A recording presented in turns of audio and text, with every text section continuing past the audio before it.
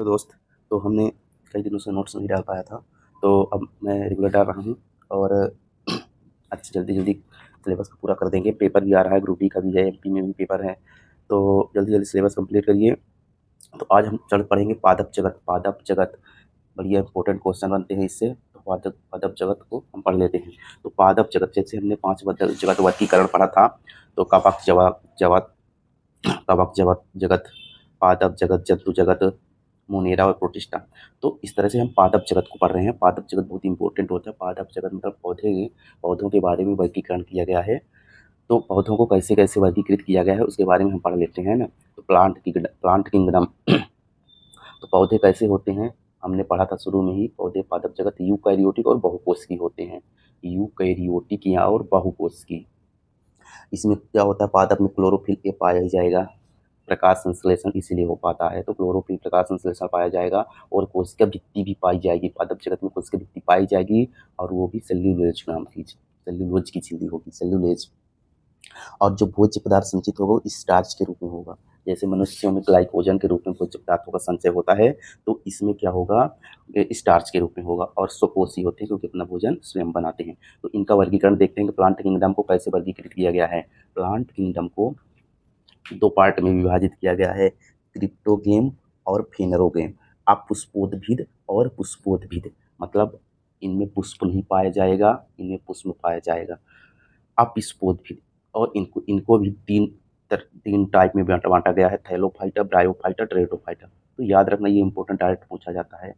अपुष्पोद्भिद, Thallophyta, bryophyta, pteridophyta और फेनरोगैम यानी पुष्प पाए जाने वाले पौधों में 2 को बांटा गया, अनावृतबीजी और आवृतबीजी। आवृतबीजी को फिर 2 टाइप में, 1 बीजपत्री, 2 बीजपत्री। ये चीज़ें पूरा एकदम माइंड में क्लियर होनी चाहिए कैसे इनको डिवाइड किया गया है, विभाजित किया गया है। ठीक, तो अब हम एक एक करके पढ़ते हैं। क्रिप्टोगेम्स यानी क्रिप्टोगेम्स पढ़ा। क्रिप्टोगेम्स में क्या होता है, मोटा मोटा ये फूल नहीं देते हैं और बीज उत्पन्न नहीं करते। इनमें जनांग जो होता है, जनन अंग जो होता है, अप्रत्यक्ष होता है, पूरी तरह से सही नहीं होता है, अप्रत्यक्ष रूप से, डायरेक्ट रूप से नहीं होता है। ठीक, अब हम पढ़ते ना क्रिप्टोगैम के अंदर, तो पहला पढ़ेंगे थैलोफाइटा। थैलोफाइटा के अंदर कैसे पौधे आते हैं कि इन पौधे में ना तो जड़ रहेगी, ना तना और ना पत्ती, फूल तो ही नहीं रहेगा। तो जड़, तना, पत्ती कुछ नहीं पाया जाता और शरीर एकदम थैला जैसा होगा। इसमें कुछ समझ में नहीं आएगा पत्ती कहाँ है, जड़ कहाँ है, तना का कुछ होगा ही नहीं।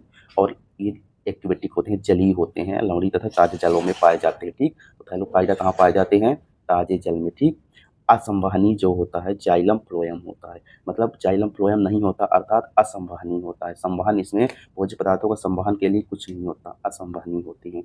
और जाइलम फ्लोएम इसीलिए असंवहनी ऊतक, मतलब क्या होते हैं, जाइलम फ्लोएम नहीं पाए जाते। इन थैलोफाइटा के अंदर पूरे क्या आते हैं, शैवाल आते हैं। शैवाल जैसे स्पाइरोगाइरा, अल्वा, कारा, यूरेथिक्स, ये शैवाल है जो थैलोफाइटा के अंदर आते हैं। ठीक, शैवालों का अध्ययन क्या हो जाता है, शैवालों का अध्ययन देखते हैं। शैवालों का अध्ययन करता है फाइकोलॉजी। लिथोफाइट क्या होता है, चट्टानों पर उगने वाले शैवाल को क्या कहते हैं, लिथोफाइट। और क्रिप्टोफाइट जो बर्फ पर पाए जाते हैं चट्टान, उनको क्रिप्टोफाइट कहा जाता है। तो अब हम शैवाल को देख लेते हैं, शैवाल क्या होते हैं, कैसे होते हैं ना। तो शैवाल होते हैं एल्गी, जिनको बोला जाता है, शैवाल को क्या बोला जाता है, एल्गी बोला जाता है। क्लोरोफिल उपस्थित होता है। क्लोरोफिल पादप जगत में हर जगह पाया जाएगा। स्वपोषी होंगे, जलीय होंगे और प्राचीनता पौधे होते हैं, मतलब सबसे प्राचीनतम, सबसे पहले उगने वाले पौधे तो क्या बोलते हैं, शैवाल बोलते हैं। संवहनी ऊतक पाया ही नहीं जाता, विहीन संवहनी ऊतक विहीन होते हैं, मतलब जाइलम फ्लोएम नहीं पाया जाता। उसका भित्ति तो सेल्यूलोज की हर जगह पाई जाएगी। पूर्व स्टोरेज, भोजन का जो संचय होगा स्टार्च के रूप में होगा। कार्बन डाइऑक्साइड का लगभग आधा भाग यूज करते हैं प्रकाश संश्लेषण में। बताइए कितना इंपॉर्टेंट है, बहुत ज़्यादा पाए जाते हैं ना समुद्र मुद्रों में बहुत ज़्यादा। टाइप्स ऑफ एल्गी, कितने प्रकार की एल्गी होती है, इंपॉर्टेंट है कौन, क्लोरोफाइसी, थियोफाइसी और रोडोफाइसी। क्लोरोफाइसी को क्या नाम देते हैं, हरा शैवाल, या में पूछेगा कि हरा शैवाल किसे कहा जाता है, क्लोरोफाइसी। थियोफाइसी किसको कहते हैं, भूरा शैवाल। थियोफाइसी किसे कहते हैं, भूरा शैवाल। और रोडोफाइसी लाल शैवाल। इनका हरा रंग, भूरा रंग और लाल शैवाल वर्णक के कारण पाया जाता है, तो ये भी बताएगा, तो आगे लिखा रहेगा। ठीक है, तो ये इंपॉर्टेंट है कि चीज़ एकदम अच्छे से पढ़ लेना। यही चीज़ें आपको देखना ऑब्जेक्टिव में मिलेगी, आपको लगेगा कि यार नोट्स के अंदर ही सब मिल रहा है। क्लोरोफाइसी क्या होता है, इनका रंग हरा होता है क्योंकि क्लोरोफिल ये पाया जाता है। ठीक, इसके अंदर क्या होता है, क्लोरोफाइसी के अंदर कौन कौन से वाला आते हैं, क्लेमाइडोमोनास, बाल्वेक्स, कारा, स्पाइरोगाइया, यूलोरिथिक्स, पोडोगोनियम। ये एकदम रट लेना, एग्जाम्पल एकदम रटे रहना, क्योंकि एग्जाम्पल ही पूछेगा ही आपसे। थियोफाइसी इसको भूरा रंग, भूरा शैवाल क्यों कहते हैं, क्योंकि इनका भूरा रंग फाइकोजेंथिन के कारण होता है। तो ये भी ध्यान रखना इंपॉर्टेंट है कि पियोफाइसी का भूरा रंग किसके कारण होता है, तो फाइकोजेंथिन के कारण होता है। इसमें भी पाया जाता है वो क्लोरोफिल पाया जाता है, लेकिन ये फाइकोजेंथिन ज़्यादा पाया जाता है, इसलिए इसका रंग भूरा हो जाता है। सारगासम, लेमिनेरिया और माइकोसिस्टिस, 3 याद रखना इनको एग्जाम्पल। अब रोडोफाइसी में किस वर्ण के कारण, किस पिगमेंट के कारण लाल रंग होता है, तो फाइक्रोएरिथ्रिन होता है। फाइक्रोएरिथ्रिन ज़्यादा पाया जाता है क्लोरोफिल से, इसलिए इसका रंग लाल हो जाता है। सैम्पिया और गैलेडियम गैलेडियम इन इन एग्जाम्पल को बहुत ध्यान रखना। ये एग्जाम्पल कैसे भी पूछ सकता है। हरा शैवाल कौन सा है, 3 हरे शैवाल के एग्जाम्पल देकर के 1 ले दे देगा, तो फिर कंफ्यूजन ना हो।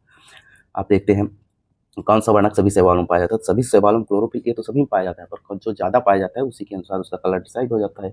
एक कोष की हरा शैवाल, एक कोष की हो और हरा भी हो शैवाल, ये 3 याद रखना, स्टेबुलोरिया, क्लेमाइडोमोनास और क्लोरेला। ये 3 एग्जाम्पल कोई भी पूछ सकता है कि एक कोष की हरा शैवाल एक कोष की हो और हरा हो। ठीक, वैसे तो बहुकोष की सब कुछ पाए जाते हैं, लेकिन एक कोष की हरा शैवाल अपवाद होते हैं। ये देखना, बर्फ में पाए जाने वाले यानी हिम शिखरों में जो अलग अलग रंग हो जाता है हिम शिखरों को, वो शैवालों के कारण होता है। ठीक, पौधे का शरीर जड़ तना पत्तियों में अलग नहीं रहता। इन पौधों का शरीर जड़ तना पत्तियों में अलग नहीं रहता, अर्थात थैलोफाइटा। और उनमें एक आध एग्जाम्पल भी दे देगा इनका, स्पाइड वगैरह जैसा दे दिया, और दूसरा ब्रायोफाइटा टेरिडोफाइटा की एग्जाम्पल दे दिया, और एक दे दिया इसका, तो जड़ तना पत्ती में अलग नहीं रहता, स्पाइड वगैरह एग्जाम्पल हो गया। टोटल थैलोफाइटा ऑप्शन है, तो थैलोफाइटा के टोटल मेंबर होगा जड़ तना पत्ती डिवाइड। बस थैलोफाइटा इतना पढ़ लेना, इसके बाद आप कंफ्यूज नहीं होंगे। कोई भी प्रीवियस ईयर देख लो, कहीं भी देख लो, सब इसके अंदर ही आ जाएगा। ठीक है, ब्रायोफाइटा ब्रायोफाइटा, हमने थैलोफाइटा पढ़ लिया। अब ब्रायोफाइटा वो चीज़ होती है, थैलोफाइटा से ज़्यादा विकसित पेड़ होते हैं, थोड़ा विकसित होते हैं, तो वो ब्रायोफाइटा होते हैं। मतलब पादप जगत का उभयचर इनको बोला जाता है। पादप जगत का उभयचर मतलब ये मिट्टी में तो रहते ही हैं, लेकिन लैंगिक जनन करने के लिए जल पर निर्भर होते हैं, इसलिए मिट्टी और जल दोनों में इनको रहना पड़ता है, इसलिए उभयचर बोला जाता है। दोनों में रह सकते हैं, इसलिए उभयचर। पत्ती और तना जैसी संरचना होती है, उसमें होता ही नहीं थी संरचना, इसमें संरचना होती तो वास्तविक पत्ती और तना नहीं होते, फूल तो इसमें भी नहीं होंगे। तो तने जैसी संरचना इसमें होती है, इसलिए थैलोफाइटा से थोड़ा अधिक विकसित हो गए। कम से कम संरचना तो आ गई, लेकिन उनमें संरचना तक भी नहीं थी। थैलस जैसा शरीर इनका भी होगा, और इनमें जड़ तो अनुपस्थित होती है, लेकिन जड़ की जगह मूलांग होते हैं। ये इंपॉर्टेंट पेपर में पूछते हैं, मूलांग किसमें पाए जाते हैं, जैसे राइजोइड्स अंग्रेजी में बोलते हैं, तो जड़ की जगह मूलांग होते हैं। ये एग्जाम्पल इसमें से पूछ लेता है, लेकिन पौधों में जड़ की जगह मूलांग होते हैं, राइजोइड्स पाए जाते हैं, तो ब्रायोफाइट्स में। असंवहनी अर्थात जाइलम फ्लोएम इसमें भी नहीं होता, जल का संवहन होता फिर असंवहनी होते हैं, अर्थात जाइलम फ्लोएम तो नहीं पाया जाता, लेकिन जल का संवहन इसके लिए एक विशेष संरचना होती है, पैरेन्काइमा कहते हैं। ये भी इंपॉर्टेंट है। बैरोफाइट में जल का संवहन किसके द्वारा होता है, पैरेन्काइमा के द्वारा। मूलांग, राइजोइड्स, पैरेन्काइमा, ये इंपॉर्टेंट। ठीक, अब इनमें टाइप्स को इनको वर्ग में बोला जाता है कि वर्ग क्या होता है इनका। तो एक देखो, लीवर वर्ड्स याद रखना, हॉर्न वर्ड्स और मॉस, 3 एग्जाम्पल याद रखना। इसके अंदर रिक्सिया और मार्केंसिया आपको था, एंथोसिरोस, स्पेगन, प्यूरेनिया, डाउसोनिया। इन एग्जाम्पल को एकदम रट के रखना, यही बार बार पूछते। ये रिक्सिया और मार्केंसिया बहुत इंपॉर्टेंट है, पूछ लेगा कि ये रिक्सिया किसका उदाहरण है, मार्केंसिया किसका उदाहरण है, ब्रायोफाइट्स का एग्जाम्पल क्या है। तो रिक्सिया, मार्केंसिया, एंथोसिरा ये एकदम रखना। मॉस कई बार पूछा, मॉस किसका एग्जाम्पल है, मॉस पौधे किसके एग्जाम्पल है, ब्रायोफाइटा। ठीक, सबसे लंबा ब्रायोफाइट्स क्या है, डाउसोनिया। सबसे छोटा ब्रायोफाइट्स पौधा जियोप्सिस। इंपॉर्टेंट, ध्यान रखना, सारी चीजें दोस्त एक जगह मिल जा रही है, बस पढ़ते रहना, हो गया, एग्जाम आने वाले हैं। प्रथम युद्ध के दौरान किसका प्रयोग किया गया था, स्पेगन नामक पौधे की जो होता है उसका प्रयोग किया गया था। अब देखो, जैसे एग्जाम्पल क्वेश्चन कैसे पूछता है, ब्रायोफाइट्स में उपस्थित होता है मूलांग यानी राइजोइड, जड़ तना पत्ती नहीं पाया जाता, मूलांग होता है। ब्रायोफाइट में अनुपस्थित होता है, क्या अनुपस्थित होता है, संवहन होता है, अनुपस्थित होता है, मूलांग पाया जाता है, क्लोरोफिल पाया जाता है, कोशिका पत्ती पाई जाती है। ब्रायोफाइट में जल का संवहन किसके द्वारा होता है, पैरेन्काइमा के द्वारा। लीवर वर्ड्स और मोड्स क्या है, मोड्स क्या है, ब्रायोफाइट्स हैं। कौन एक ब्रायोफाइट्स नहीं है, तो देखो स्पेगन जैसे दे दिया, ये मार्केंसिया दे दिया और रिक्सिया दे दिया, तीनों ब्रायोफाइट्स हैं। एक का कहा ये है ब्रायोफाइट्स नहीं है, ये शैवाल है, थैलोफाइट्स है। तो ऐसे एग्जाम्पल बस इतना इतना इतना ही है ब्रायोफाइट्स में, और कुछ नहीं, इसके बाद कुछ नहीं है दोस्त, और बढ़िया पढ़ लीजिएगा। और इसके बाद आप कोई भी बुक में देख लीजिए, इसके बाद आपको क्वेश्चन नहीं पूछेंगे, जितने जितने बता दिए उतने क्वेश्चन। अब हम टेरिडोफाइटा देख लेते हैं। वास्तविक जल अनापत्ति इसमें उपस्थित होता है। देखो उसमें संरचना पाई गई ये और उससे विकसित हो गए और इसमें पाया जाता है। संवहन ऊतक जाइलम फ्लोएम पाया जाता है। देखो उसमें अभी तक जाइलम फ्लोएम नहीं पाया जाता था, उसमें पैरेन्काइमा पाया गया जाइलम के स्थान पर फ्लोएम के साथ। अब यहाँ पाया जाता है लेकिन जाइलम में कई सेल पाए जाते हैं, तो एक वाहिका एवं फ्लोएम में साथी कोशिका नहीं पाई जाती। लैम्प में पाया जाता है लेकिन थोड़ा ये चीज़ें नहीं पाई जाती थी। याद रखना पाया जाता है संवहन ऊतक, लेकिन ये चीज़ें जाइलम के अंदर एक कोशिका ये नहीं पाई जाती, फ्लोएम में ये नहीं पाई जाती। और प्रथम स्थलीय पौधा है, ध्यान रखना, प्रथम स्थलीय पौधा है जिनके पास संवहन ऊतक है। मतलब पहला स्थलीय पौधा, स्थल में उगने वाला पहला ऐसा पौधा है जिसमें संवहन ऊतक यानी जाइलम फ्लोएम पाया जाता है। पादप जगत का सरीसृप कहा जाता है, वास्तविक सर्प पादप जगत का सरीसृप किन्हें कहा जाता है, टेरिडोफाइट्स को कहा जाता है। संवहनी क्रिप्टोगिन्स, क्वेश्चन पूछा गया है, संवहनी क्रिप्टोगिन्स किसे कहते हैं, टेरिडोफाइटा को। बीज रहित संवहनी पौधे किसको कहेंगे, टेरिडोफाइट। बीज रहित संवहनी पौधे, बीज पाया जाता है, संवहनी पौधे संवहनी भी मतलब जाइलम फ्लोएम भी पाए जाते हैं। तो कुछ ही क्वेश्चन पूछ सकता है, बीज विकसित है, बीज रहित पौधा विकसित है लेकिन बीज रहित, बीज नहीं पाया जाता, बीज नहीं पाया जाता और विकसित तो है, बीज नहीं पाए जाने वाले पौधा टेरिडोफाइटा है।